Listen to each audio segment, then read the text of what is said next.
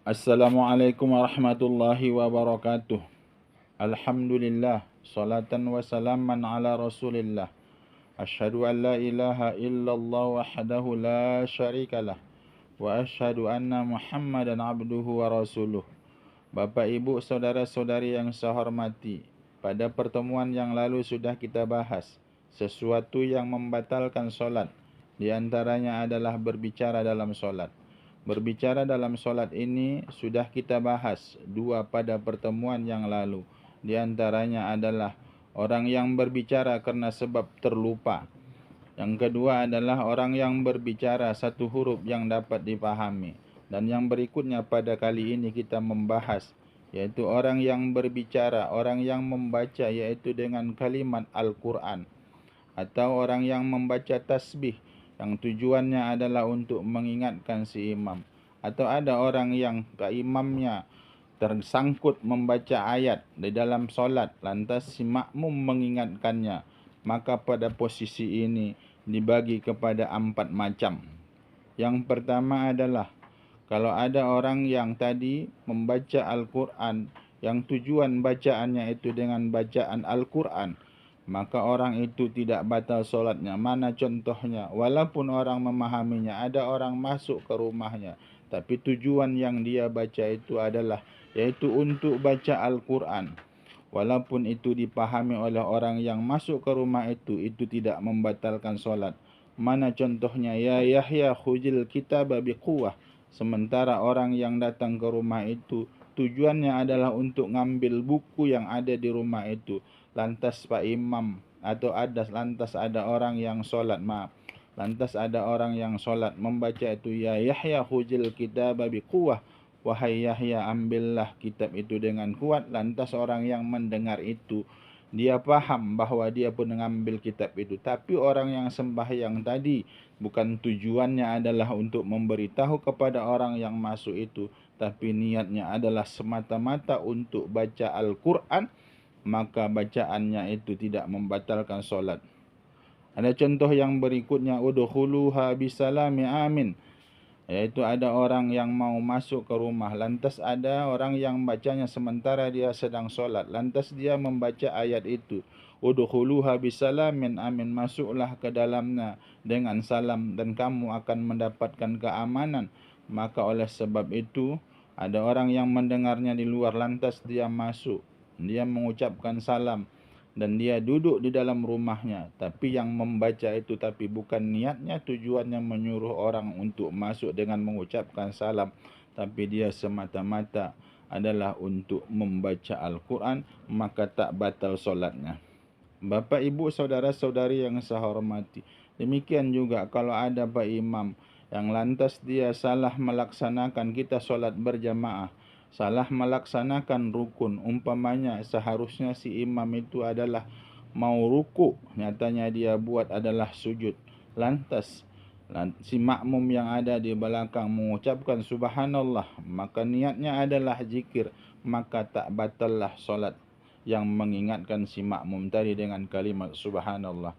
Atau ada si makmum yang mendengar bacaan imamnya yang tersendat. Mana contohnya?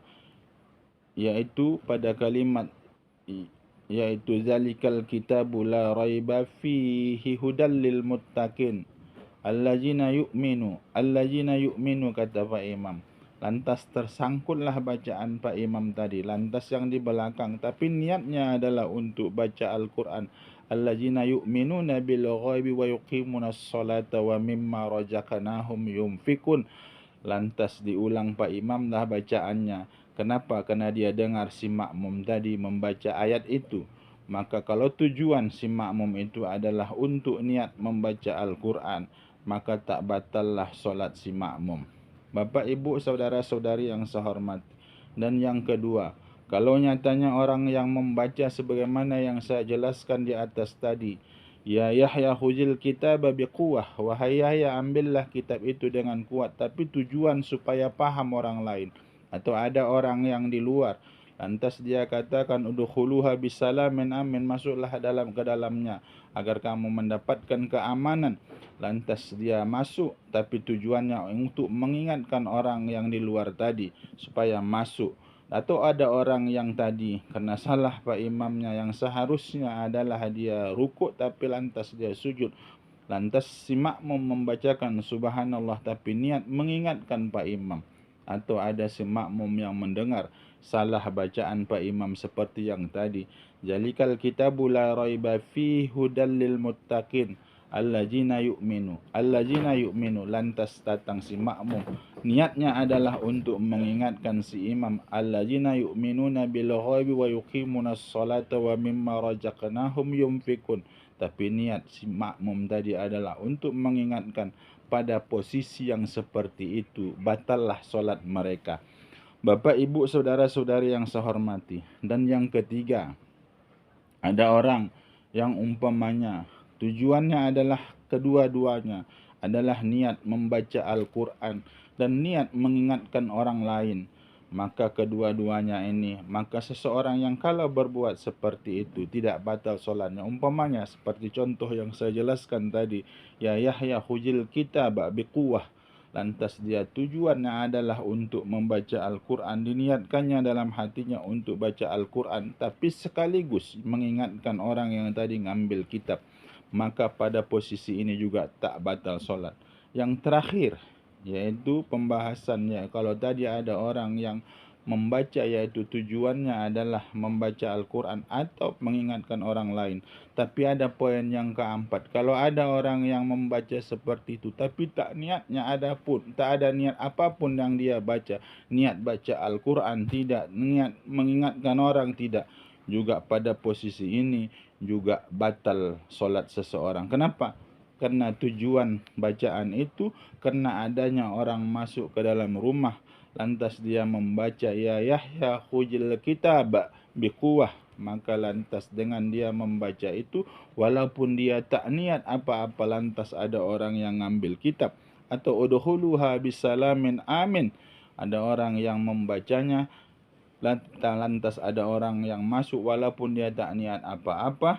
Maka pada posisi ini batallah solat seseorang yang membaca itu. Termasuk tadi, yaitu orang yang kalau dia membaca tasbih tak niat apa-apa tapi untuk memberitahu, yaitu bukan untuk memberitahu, tapi bukan untuk niat zikir, tapi karena salahnya pak imam, tapi dia tak niat apapun, maka dia membaca subhanallah.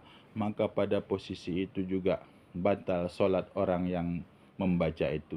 Bapak, ibu, saudara-saudari yang saya hormati, inilah pembahasan kita, yaitu posisi, yaitu kalau ada orang yang membaca Al-Quran, yaitu dengan seperti berbicara, tapi nizamnya atau kalimatnya adalah Al-Quran, maka terjadi pada 4 keadaan atau 4 macam. Makasih atas segala perhatian. Mohon maaf atas segala kekurangan. Wabillahi taufiq wal hidayah. Assalamualaikum warahmatullahi wabarakatuh.